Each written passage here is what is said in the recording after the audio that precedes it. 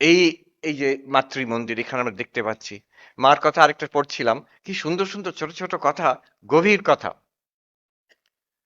সেটা কখন হবে? অরূপানন্দজি মহারাজ খুব ম্যান ইন আ হারি, ইয়াং ম্যান ইন আ হারি।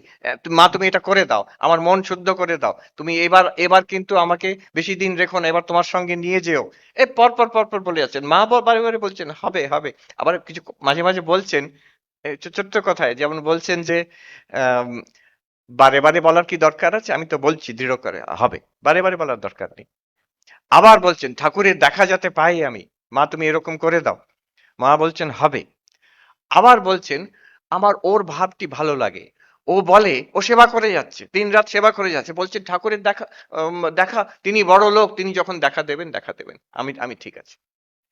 মা বলছেন আমার তো ওর ভাবটা ভালো লাগে। হ্যাঁ, তারপরে আবার সে অরূপানন্দজিকে বোঝাচ্ছেন জপ ধ্যান করা, তার মন্ত্র, তার নাম জপ করা, ঠাকুরের কাছে প্রার্থনা করা, এই আর কি। তারপরে আবার বলছেন ঠাকুরই বা কেন? তিনি তো আপন নিজের।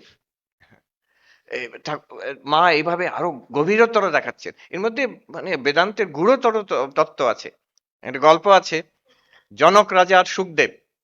জনক রাজাকে সুখদেব খুব বেদান্ত পড়িয়েছেন, তুমি ব্রহ্ম এটা বুঝিয়েছেন। তো জনক রাজা বসে জপ করছেন, অহম ব্রহ্মাস্মি, অহম ব্রহ্মাস্মি, অহম ব্রহ্মাস্মি, আমি ব্রহ্ম, আমি ব্রহ্ম, আমি ব্রহ্ম। এখন সুখদেব তিনি পাশে এসে বসে, সাধু সন্ন্যাসী মানুষ, তার কাছে আছে একটা কমণ্ডলু আর একটা ওই যে দণ্ড, দণ্ডের উপরে হাত রেখে জপ করা হয়। তো কমণ্ডলু আর দণ্ড। তো বলছেন হিন্দি, এটা হিন্দি, গল্পটা হিন্দিতে, ये कमंडल है, ये दंड है, ये कमंडल है, ये दंड है।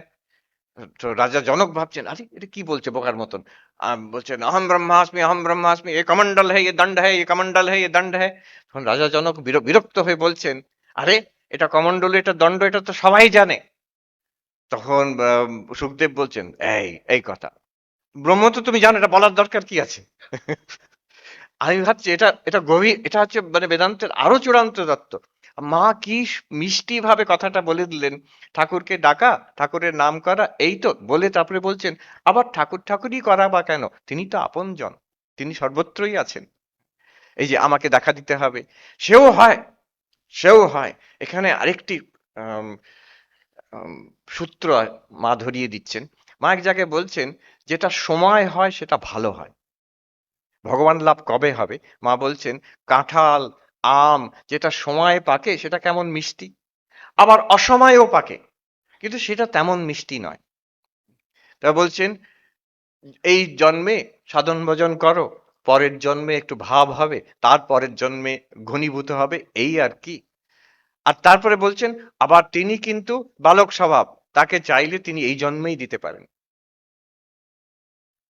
একজন সাধুর কাছে গিয়ে বলছেন যে আহ, যে শ্রীকৃষ্ণ তো বলেছেন ভগবান লাভের কথা ঠিকই, সবই ঠিক। শ্রীকৃষ্ণ তো বলেছেন যে বহুনাম জন্মনাম অন্তে জ্ঞানবান মাম প্রপদ্যতে, অনেক জন্মের পরে যিনি জ্ঞানবান তিনি আমাকে, আমি বাসুদেব সর্বমিতি, এই ব্রহ্ম সর্বত্র আছেন, সর্বম খলমিদম ব্রহ্ম, এরকম উপলব্ধি করেন অনেক জন্ম সাধনা করে করে। তো সেই সাধুর কি উৎসাহ, তিনি বলছেন यही वो जन्म है महात्मा जी, এই জন্ম, এই সেই যে শেষ জন্ম, এটাই শেষ জন্ম। আমাদের ভাব এরকম রাখতে হবে যে বহু জন্ম পরে আমি এখন সাধনা করবো, তা না। মার কাছে আবদার করলে যদি চাই, যদি চাই, আর যদি ঘুরপাক খেতে চাও তাহলে সেটাও আছে ওপেন। স্বামীজি বলছেন টেক ইউর টাইম, তো জন্ম জন্মান্তর ঘোরো।